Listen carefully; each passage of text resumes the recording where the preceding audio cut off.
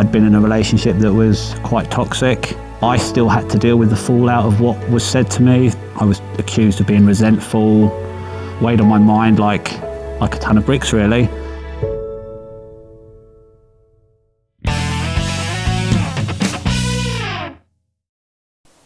This video is proudly brought to you by you. But I'll tell you what I'm noticing.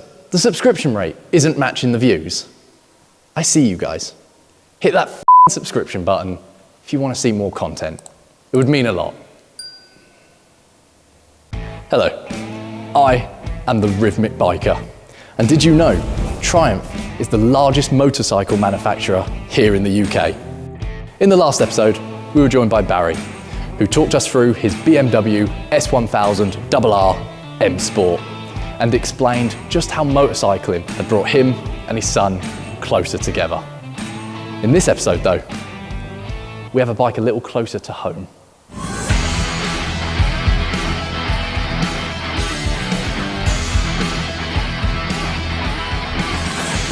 These are the Wolf Tails.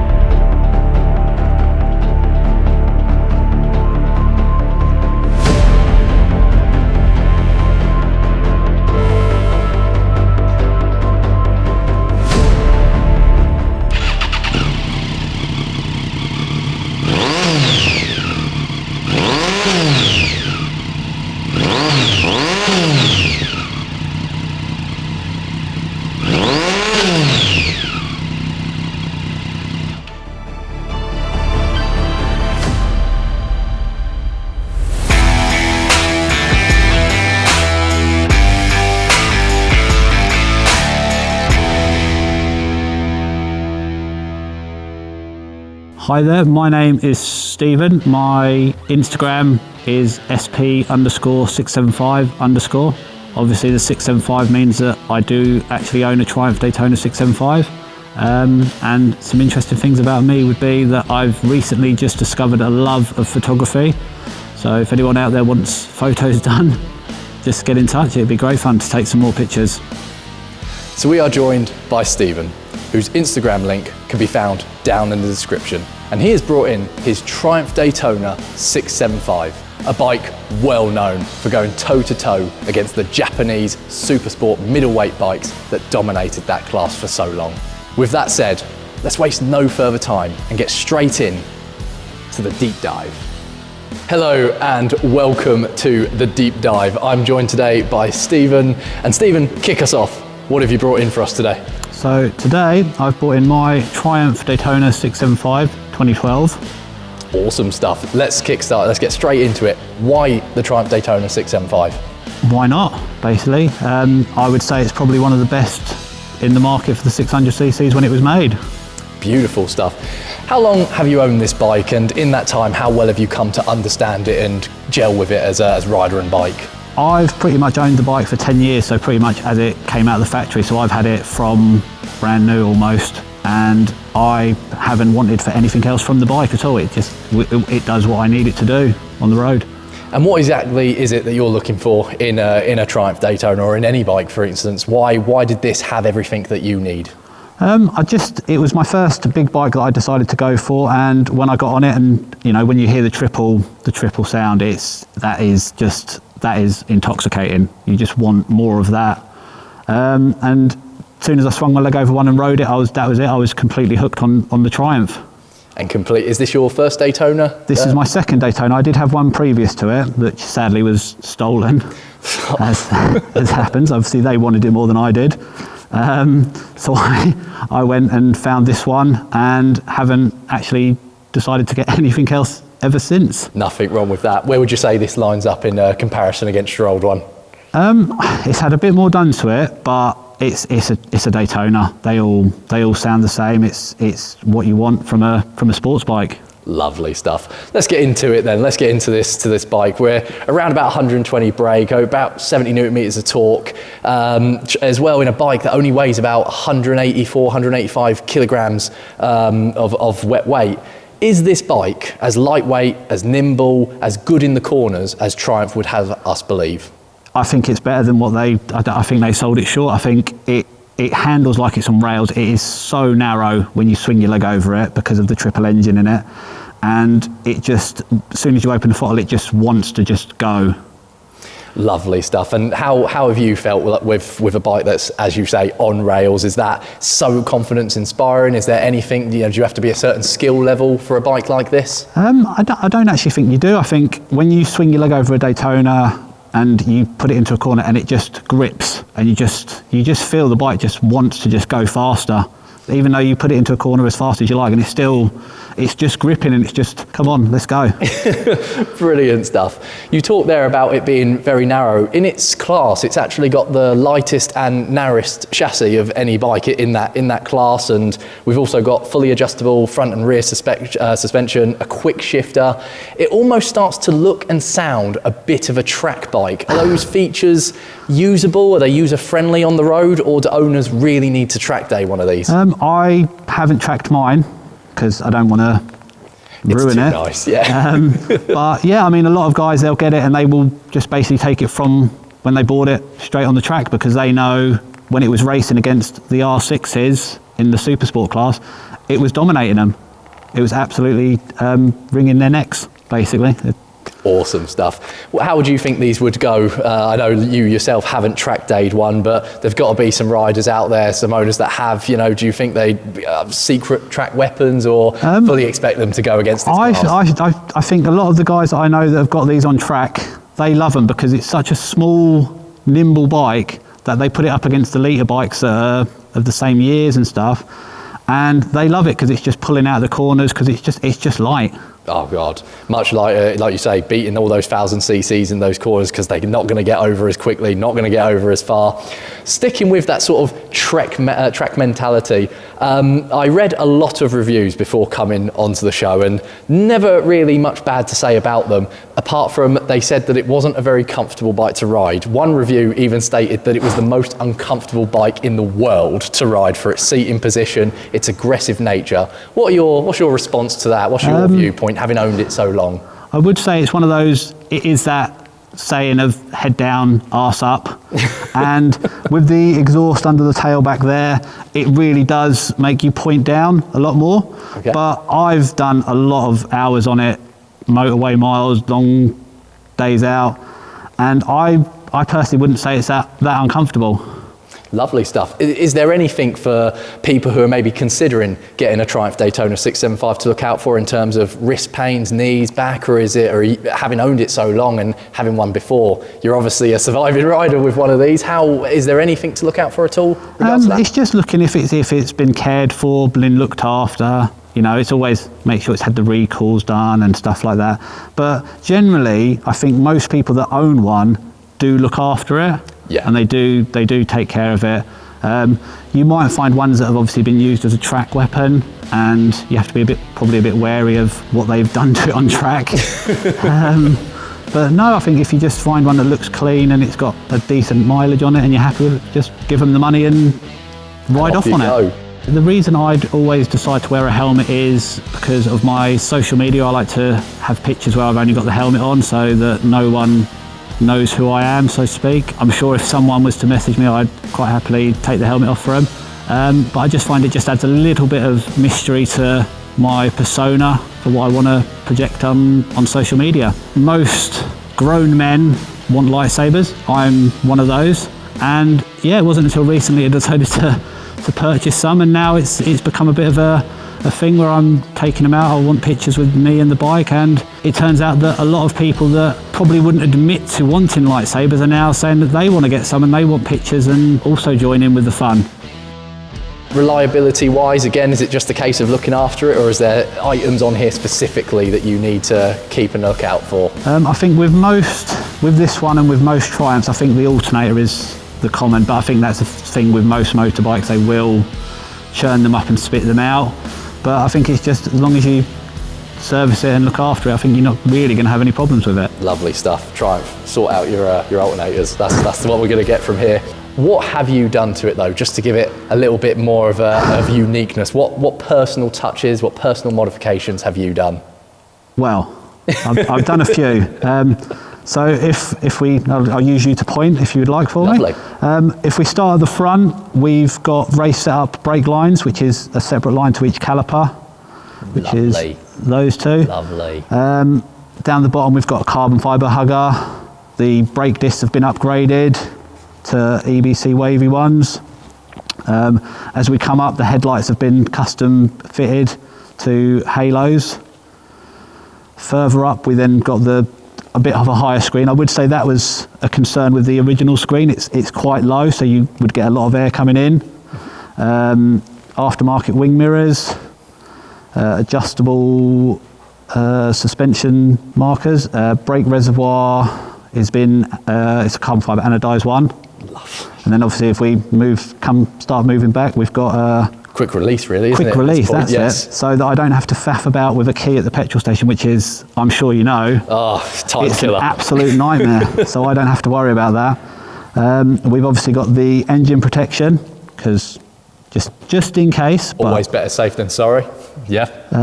Then we've got adjustable rear sets, which I will say for this bike, I think the original ones, if you're a taller rider, adjustable's always the way to go. Always. I think, because you can just get a little bit more movement out of it, which is always good. We've got a quick shifter on this side. Lovely. Which anyone that's had a quick shifter, once you've had one, can't go back. There's nothing wrong with just pinning the throttle and just going straight through the gears like there's no tomorrow. We have a custom seat cover on the seat. I mean, I know Triumph, they're very rare to get now, but you can get a gel seat. Okay. Which a lot more comfortable. Just help that comfort, yeah. As we go further back, we've got the seat cowl, which matches the colour of the bike, which is again very rare to get hold of. We've also got carbon fibre swing arm covers, again upgraded brake lines, upgraded brake disc at the back as well, a bit more carbon fibre back there. Then we've also got the carbon fibre heat shield, which sits very nicely on top of the Arrow exhaust. Lovely stuff. I mean, what I like about it, you've made a lot of modifications, and it's nice to see an owner have a good memory of just what they've done. I think I've missed bike. stuff. You've had it a long time, you know, you've got to add these touches. A lot, some of them are little cosmetic things, but a lot of those seem performance related. The discs, the exhaust, having everything a bit more lightweight. Is it necessary? Is it something that you think is just to get the best out of these, or could an owner keep them as standard? I mean, you could leave it standard. You don't have to touch anything, but I think some of the stuff, when you adjust the brake levers, just for how you want it to feel for you, I think a lot of owners don't do that when they buy a bike. Okay. They'll just swing their leg over and they'll just go, yep, this is fine. And it's not until you start adjusting suspension, adjustable rear sets, brake levers, if you use all fingers or just 2 or 3 or whatever you want to use. But I do find once you start adjusting a few little things, I'd probably say it's a bit of a slippery road. once you change one thing, you continue down that and you just keep going. Back in August last year, I'd been in a relationship that was quite toxic. It had taken its toll on me. Luckily for me, I suppose, it ended in September looking back, and there was a lot of red flags that I ignored. As much as the relationship ended for me, I still had to deal with the fallout of what was said to me. I was accused of being resentful to a child, weighed on my mind like a ton of bricks really. In December, I remember it sadly quite clearly, I was on my own at Christmas. I was in such a dark place that I was pretty much prepared to just step off the ledge and take my own life. Luckily for me, I'd met friends through biking that were there for me. They were there for me through the whole thing. They were supportive, and they were just there for me when I was trying to pick myself up and put myself back together. It's a tricky subject for men to just sit with other men and just be saying, "Are you okay?" As sad as it is to say, most men will say, "Yeah, I'm fine," and they just get on with it. But the reality of it is, none of us are okay. None of us, we've all got issues from, work stress, life stress, relationships that are toxic, which aren't working. Most men should be able to say, yeah, I'm not okay. It doesn't get enough attention. It doesn't get looked at under the microscope, and it doesn't get enough guys that just want to just be able to open up and just share their story and just be able to say, yeah, I'm not okay. Having made so many modifications, it does beg the question to me that if, let's say, let's go back in time, let's take a trip, and you are in Triumph, you're involved in the creation, the product development of the Daytona 675. Is there anything that you would change about the bike, had from standard, or just done differently in any way? I honestly don't think they could have done anything different from the factory. I think they nailed it so well that they didn't have to touch anything. Lovely. And it was just one of those ones that came out of the factory and everyone just went, wow. Roughly, what would you say is the Daytona's 675's main competitors? Sadly, obviously this one, with its age, hasn't really got much competitors other than the older ones. I think the newer superbike market is a bit lacking in the power range. I think they've somehow lost power over the years. And I think it's a bit of a sad push to try and get people to go a bit more towards litre bikes. Of course.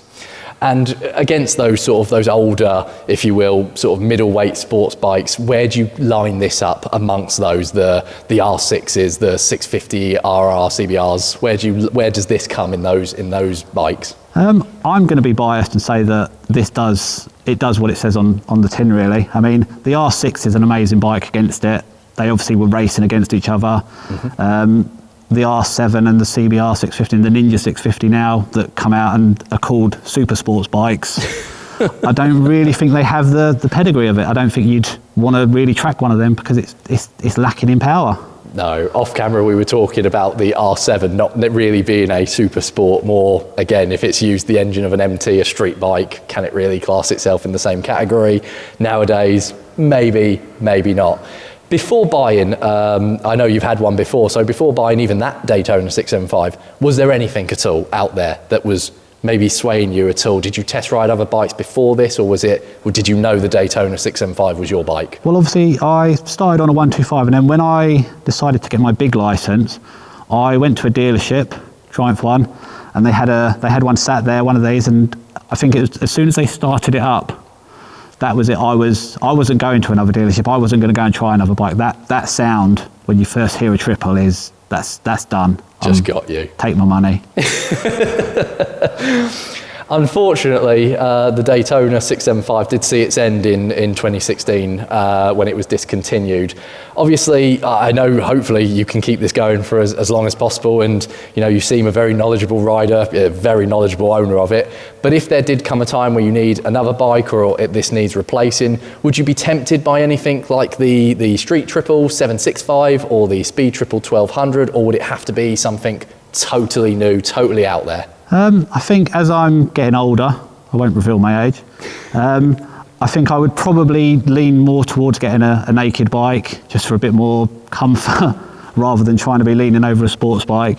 But other than that, I would be going up into the litre bike range, and then, your BMWs, your Kawasaki's, that sort of range, because Triumph, sadly, the 1200 on the Speed, great bike, but again, it would be lovely if they just slapped some nice race fairings on it and raced it, really, and went for it. They've made it for the market, haven't they, nowadays? It's not, we sort of seem to have gone away from that whole fairing thing and the whole racing. It's there with its power, it's there with its poke, it gets a lot of reviews, but like you say, perhaps not the bike for you. It almost sort of seems like at the time, people didn't have to go out and get a litre super sport bike, because something like this would more than happily keep up and beat them. Yeah.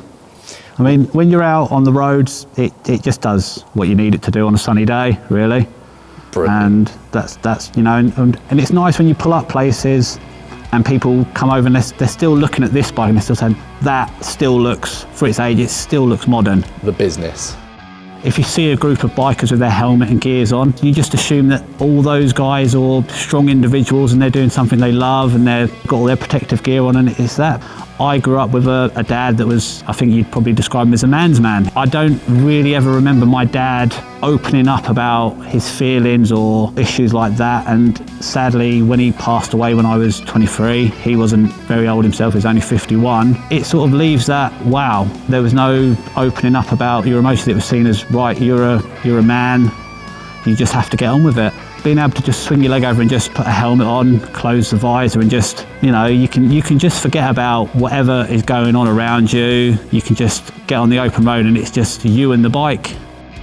Finally, just to wrap up, I just want to sort of ask you, if someone watching is sort of on the market for a Daytona 675 and they're so sure on that bike, but they just need a little bit more convincing, what would be your words of wisdom, if you will, to people considering the Daytona 675? Try and get one with decent low mileage if you can, and then just pick a colour that you like.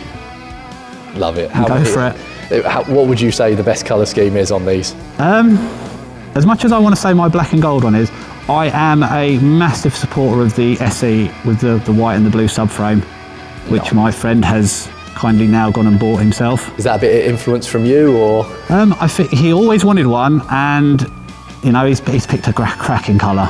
That's it, that's the way. Not jealous at all though, right? Not at all.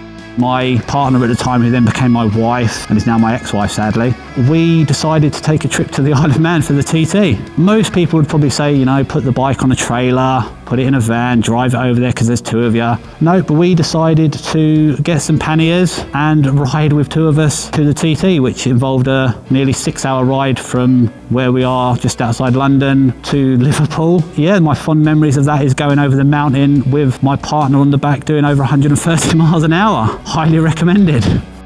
So Stephen has brought up a really important matter regarding mental health, specifically looking into why men's mental health is so often overlooked and not talked about enough. We thank him so much for coming in today and sharing his experiences with us.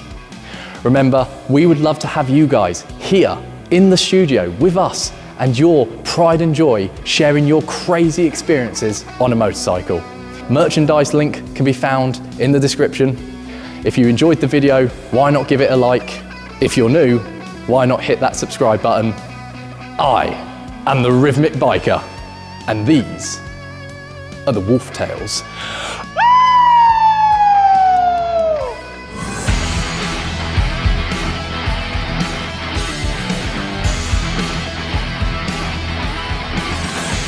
These are the Wolf Tales.